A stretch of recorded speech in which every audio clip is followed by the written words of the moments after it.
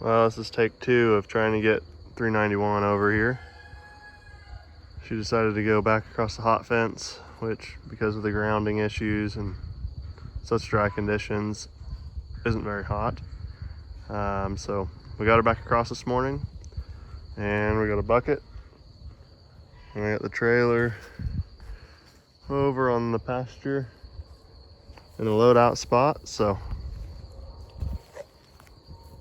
we're gonna try and get her over there and load it up no pressure way. If she doesn't go with no pressure just to the bucket, then I do have a cowboy coming out. He's got a horse already over on the neighbors to help out, so we'll see what we need.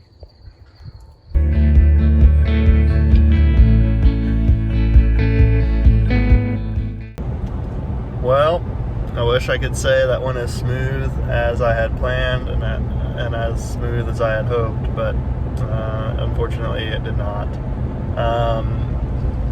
So the 391, she was moving good. I got her, this morning on the other side of the fence, moving really good to the bucket, and I put out a few range cubes for her, and we took a little break once we got across the fence, and then when she had eaten those up, she started coming back at me like she was ready for some more, and so we moved a little further through the woodlot gap that kind of separates that middle pasture from our west pasture.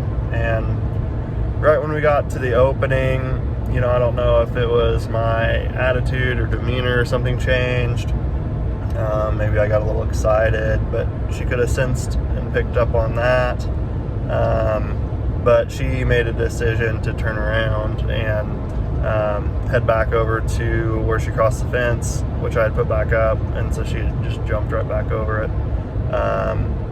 It could have been the trailer that was staged. It could have been the cowboy that I had a little further off on the neighbor's pens getting ready and saddling his horse. But very likely could have been she sensed something in me. That's very possible. But so the breed, it's a Corriente breed. They're pretty athletic. They're, I think, a legacy breed that was brought over from the Spanish in the 15 or 1600s, I think, to the United States, or to North America.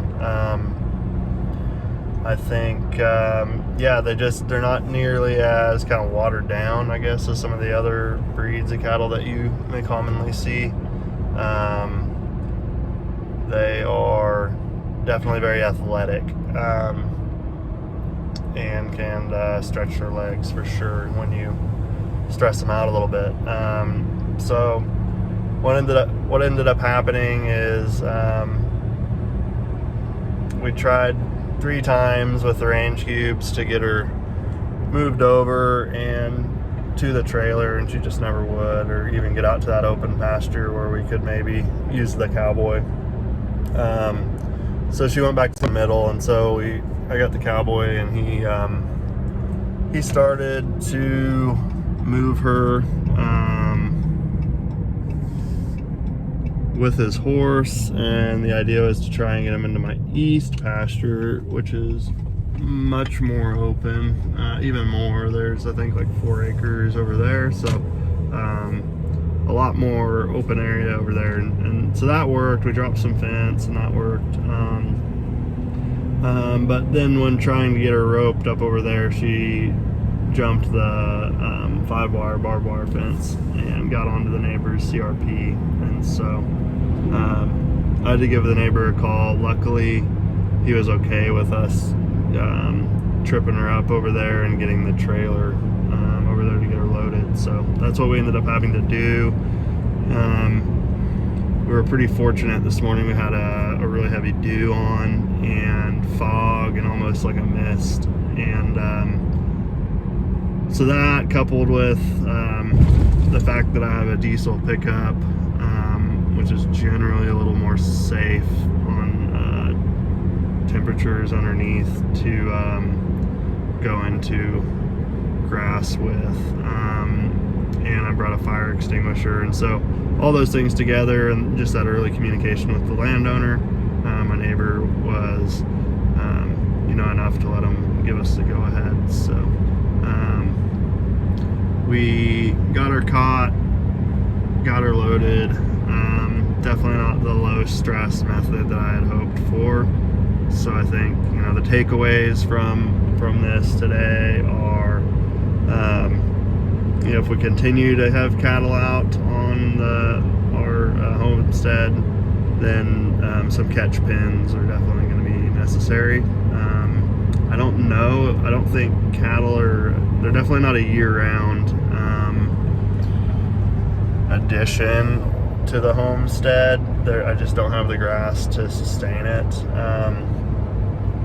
The goal with getting the cows was to get a good graze, get a couple rotations of high intensity strip grazing, which we did, and get a good stomp down of the dead grass material to create a good mulch layer, and then also get some fresh manure out on the pastures. So that was all accomplished. I've got 2 cows yet that are going to calve any day.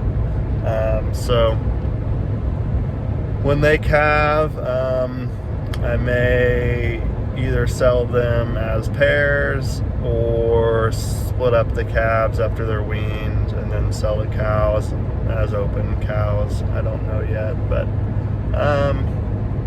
that's probably how it'll go. Looking forward in time anyway. I think that's I don't see a time where we'll have cows back anytime soon.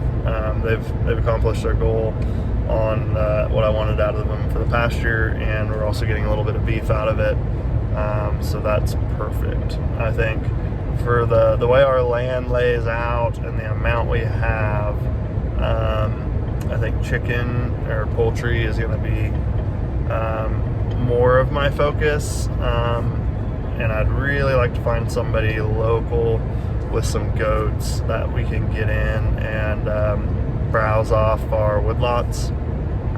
There's a pretty significant amount of undergrowth, poison ivy. There's an invasive honeysuckle that's growing, a woody plant.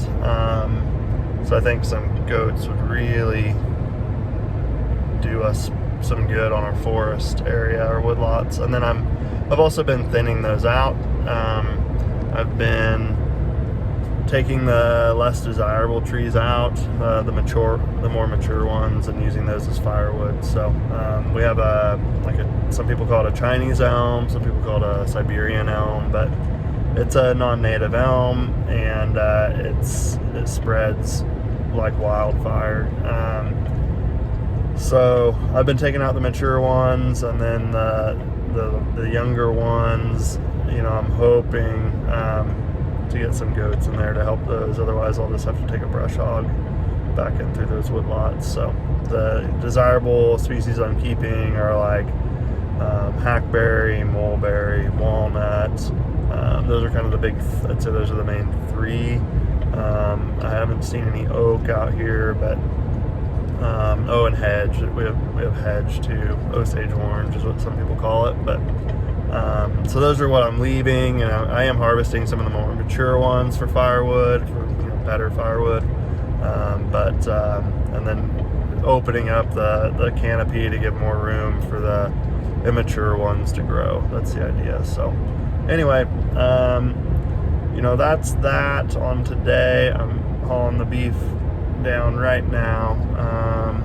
Maybe I'll try and get some video unloading or something once we get to the locker, but and then we'll probably do a video kind of on the yields that we got off the cow, what all the weights were, and then also we'll do some taste tests on some antibiotic free grass-fed, grass-finished beef. So we'll do some maybe some steaks we'll cook and try, do some comparisons maybe with some store-bought stuff, kind of see what's different. I expect it to be a little more like wild game, more like elk, which I'm a huge fan of, so we'll definitely see. But anyway, thanks for tuning in.